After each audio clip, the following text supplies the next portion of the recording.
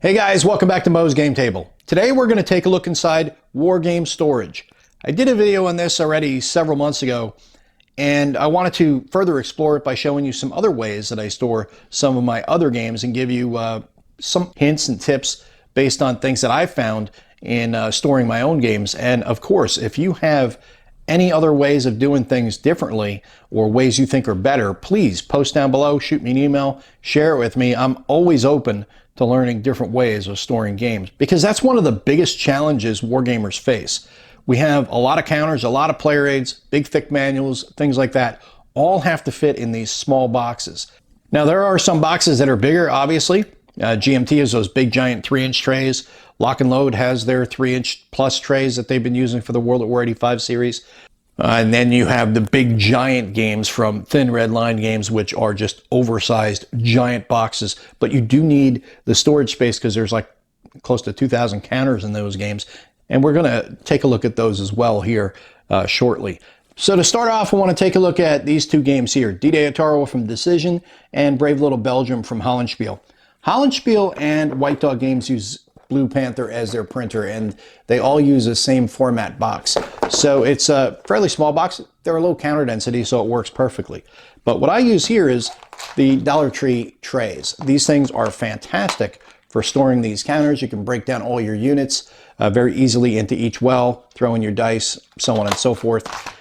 These will fit right under the lip of the box, as you can see here, for the most part. Now, there are some games that have thicker maps, especially may have a bunch more player aids, a thicker manual, and that will push it up closer to the edge of the box here, which may push the box out a little bit, but generally these are going to fit really, really well. Now, when there are instances that they are a little tight, then I will switch over to baggies, and the baggies I like to use here are 4mm bags. And like, for example, this 3x3, it is a 4mm. It's nice and thick, and these are just fantastic because you can hear that closure. It just snaps really nice and loud. And you can really do whatever you want with these things. These will take a lot of abuse. And these small ones here, these 2x3s, these are really great for magazine games because magazine games have low counter density themselves, but they'll have a lot of different units. So these right here, I want to try to see if I can get a little bit more contrast so you can see this bag. I've reused this bag a couple times. And these have good storage capacity for magazine games. They can also be used for box games. I do that for some issues where may have something that needs to go into a cup or something. I'll throw that in bags and then I don't have to worry about it. So D-Day Ottawa here, this one's a little different because you've got more counters, but still not a tremendous amount. I've got two of the Dollar Tree trays in here, and they still got plenty of clearance to the top. My cards are sleeved and also have them held together by these silicone bands. Now, these are silicone bands you can get at Walmart, you can get them at Amazon. I've got a bag full of these. I bought these years ago, and I use and reuse these as necessary, but these are fantastic at not destroying your cards and making it easier to extend the life of them. Now, for D-Day Ottawa, I've got the Marine units and the Japanese units in here. I've got my turn and all of the on-map counters down at the bottom right. And then these are different types of administrative counters that I can use throughout the game. So I pull out whatever I need to use, and then during the course of the game, I have this sitting out on the table open, and I can just pull them out as needed. And if you need to, you can close them if you're afraid of if you have a cat that's going to jump up on your table and mess up your table, you can easily close them up, but everything goes right back in the box and it fits nice and flush. Let's step back to card storage for a moment. I had just shown you the silicone bands that I use. I also use tuck boxes, and these are for Labyrinth, for the Awakening, and then also for the base game cards. These are all sleeved. You can see that these are nice, thick tuck boxes, just made with standard cardstock on an inkjet printer. I've got the files up on BGG if you're interested in making your own. It's not difficult to do.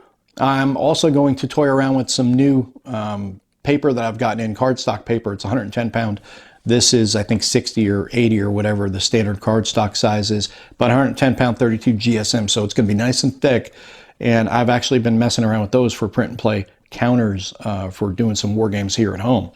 But using tuck boxes is a nice way to organize your game and also make it look really nice when you open it up. And the next one we're going to take a look inside is Less Than 60 Miles. The reason I'm going to use this is it's kind of a real hybrid of different ways of storing things that I have used for this, because it's not a tiny box, but it's not a giant box, and there is a ton of stuff in here. A lot of admin counters, not as many unit counters, but a lot of admin counters that need to be sorted, and I've used different, kind of a mix of different things to do that. So we've got our rule books and all that stuff here. I've got admin counters and bags for different things that are used throughout the game. And then I've got my cards sleeved with the silicone bands I was talking about. I've got those Dollar Tree trays here for storing a bunch of different admin counters. And again here, to keep them all organized as same type, easier to find when you are playing the game. And then for the units themselves, I've got these broken down using these triple tray dividers, and it is going to make it much easier to get those units out on the table. And that one's kind of wanting to get out, but it makes it easier to get these units on the table. And then with all these other things that I'm using for the admin counters, hopefully it'll make it as easy for that, because I could not fit 2 or 3 of these trays into this. I could probably fit 2, but that would be pushing it, because the consideration you have to have, which is why I didn't use the second one, is the cards. Whether you have them sleeved or not, you're going to need a place to fit these. And there's different ways you can do it. I'll show you something else I've done with another game that has cards and limited storage space, so you can see how you can maximize a couple of trays to get everything into the box. But this will give you an idea on how I store this, and maybe give you some ideas as to how you can maximize the efficiency of small spaces and a lot of counters.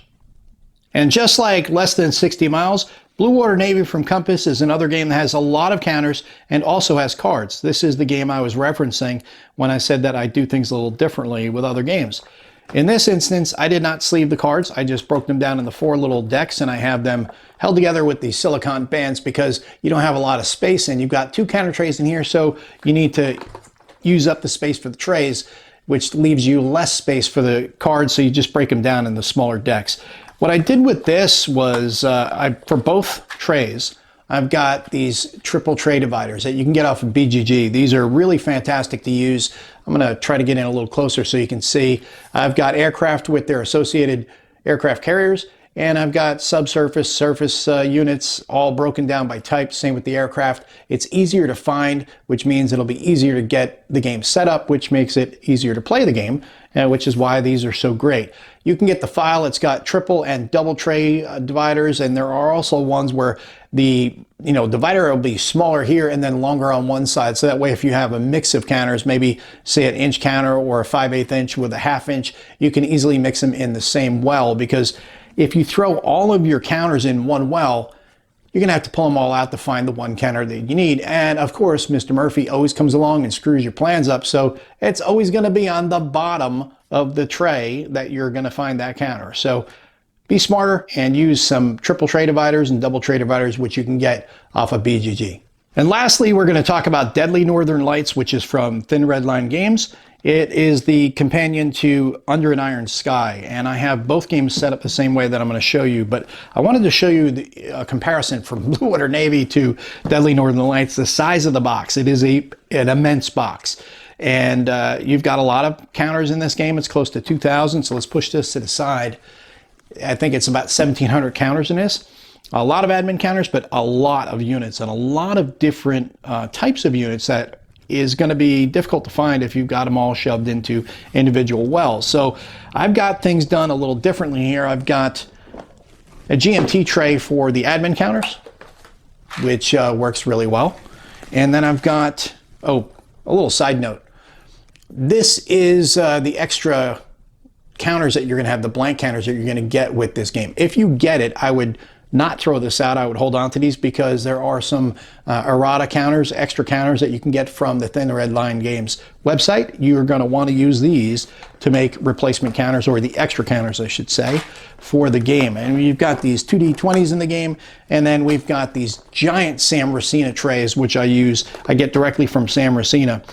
They go for, I think, $20-something for a 6-pack. Between shipping and all, it's close to 40 bucks. So for about $40, you get 6 of these trays. I'm only using 2 per game for Under an Iron Sky and for Deadly Northern Lights. And the reason why is because I've taken, just like I showed you with the other game, I have made counter tray dividers for these. And it works the same way. It's just a bigger tray, and it allows you to break down the units more efficiently because you've got different types of units, you've got plenty of different nations in the game, and you're going to want to have an easier way of storing and finding those counters, especially when you have counter density this high in a game. You want to find them quicker and get them on the table faster. As you can see, it's a little more flimsy. I wouldn't say flimsy, it's about the same as the GMT tray, but because of the size, it seems to be a little wobblier. It's fine, it works great. It's just that I'm holding it up, which you're not going to do when you're using them, to show you on the camera. That's why it seems to be sagging a little bit. But I kind of went through trial and error as I was making these. That's why some of these trays, these dividers, are a little smaller, but I just reused them anyway.